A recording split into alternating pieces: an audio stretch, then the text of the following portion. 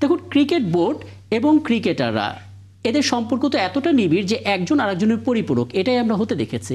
এখানে টাকা পয়সা আমি তোমাকে দিচ্ছি, ফেরত তো চাইছি না, এই জাতীয় মন্তব্যগুলো তো অযাচিত। কোথায় কোন বলদ আসলে আপনি দেখেন যে মাঠের চাইতে মাঠের বাইরের খেলাটা বেশি হচ্ছে? ধন্যবাদ।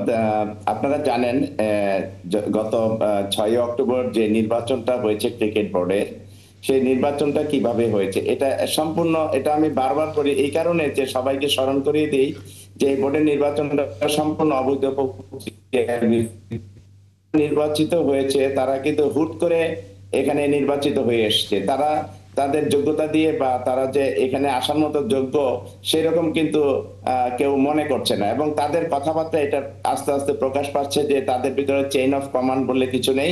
অর্থাৎ তারা ভুলে গেছে যে বাংলাদেশ ক্রিকেটটা, এই যে ক্রিকেট বোর্ড বা বাংলাদেশের ক্রিকেট নিয়ে এত সারা বিশ্বে এত আলোড়ন সৃষ্টি, সেটা কিভাবে হয়েছে জানেন? এটা এই ইতিহাসটা যদি ওনারা জানতো তাহলে হয়তো এই ধরনের বেফাস কথা বারবার বলতো না।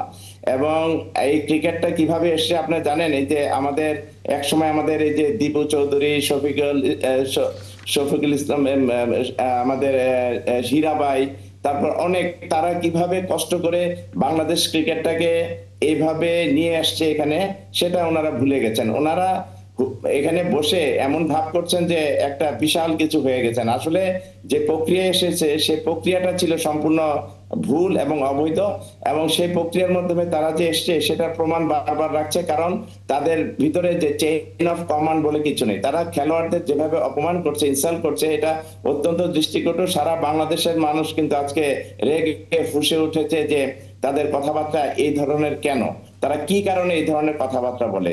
এই যে যে কথাটা বললো কিছুদিন আগে, তামিমকে তারা দালাল বললো, এবং সেটা রেশ কাটতে না কাটতেই আবার বললো যে ক্রিকেটাররা কোটি কোটি টাকা যে দেওয়া হচ্ছে। পারফর্ম করে ইন্টারন্যাশনাল খেলায়, সেখানে তাদের যে টাকা পয়সা দেওয়া সেটা কি আমরা ফেরত চাই নাকি? এই জি। ধরনের যে কথা, অধ্যাত্মমূলক কথা, সেটা কিন্তু আজকে সবাইকে কষ্ট দিয়েছে।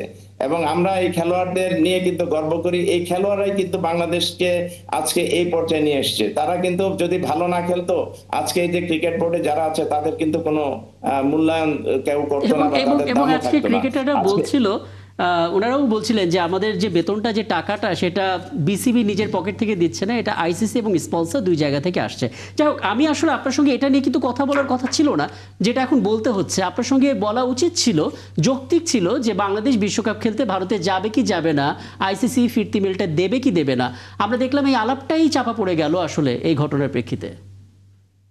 অবশ্যই, কারণ আপনারা দেখেছেন যে বাংলাদেশের এক ক্রিকেটারকে কি অজুহাতে বাদ দেওয়া হয়েছে আইপিএল থেকে। এটা যদি আমাদের এই যে ক্রিকেটের ভিতরে যে রাজনীতিটা আনা এবং ধর্মকে টেনে আনা, এটা আমরা কোনোভাবে কাম্য নয়। কারণ আমরা জানি যে খেলাধুলা রাজনীতির ঊর্ধ্বে থাকে, ধর্মের ঊর্ধ্বে থাকে। এখানে সব বাংলাদেশের সব ধর্মের লোকেরা কিন্তু মানে সহাবস্থান করছে, এবং তারা একে অপরের প্রতি কিন্তু সম্মান জানিয়ে বসবাস করছে। কিন্তু অপরদিকে ভারত যেটা করছে সেটা অত্যন্ত নিন্দনীয়। এটা আমরা সবাই নিন্দা জানিয়েছি, মুস্তাফিজের ব্যাপারটা। এবং এটাকে কেন্দ্র করেই কিন্তু বাংলাদেশ ক্রিকেট বোর্ড এবং সরকার, ইন্টারিম গভর্নমেন্ট সিদ্ধান্ত নিয়েছে যে আমরা বিশ্বকাপ খেলতে যাব না।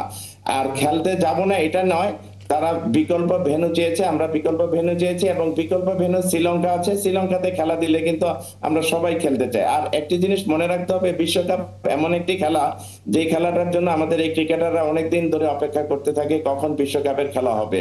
এটাই স্বাভাবিক, এবং তারা তাদের পারফরমেন্সটা সেখানে দেখাতে পারে, সেটা একটা বড় জিনিস। এবং বাংলাদেশকে এই যে এতদূর এগিয়ে নিয়ে আসছে, এটা বিশ্বকাপে প্রমাণ করতে চায় আমাদের দামাল ছেলেরা। কিন্তু অনেক সময় পেরে ওঠে না ক্রিকেটে, মানে অনিশ্চয়তার খেলা। এখানে অনেক সময় আমাদের খেলোয়াড়রা ভালো খেলে, তখন আমরা সবাই তালি দেই, কিন্তু যখন খারাপ খেলে তখন কিন্তু এই যে এই ধরনের ক্রিকেট বোর্ডে যারা বসে আছে তাদের মতো লোকজন বলে যে আমাদের ক্রিকেটারদের যে সমস্ত টাকা পয়সা, যে বেনিফিট দেওয়া আছে, সেটা তো আমরা ফেরত চাচ্ছি না। এই ধরনের ঔদ্ধত্যমূলক কথা এবং ইনসাল্টজনক কথা আমরা এরকম বিসিবির মতো একটি গুরুত্বপূর্ণ জায়গায় বসে বলা, মানে সারা দেশবাসীকে কিন্তু হতাশ করেছে। হতাশ করেছে